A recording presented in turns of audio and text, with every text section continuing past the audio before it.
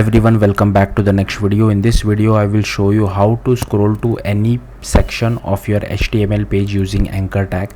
So let's get started. So here you can see I have this header called at the top, then I have an anchor tag, then I have some gibberish code, and at the bottom I have this head h1 tag, and also here I have another anchor tag.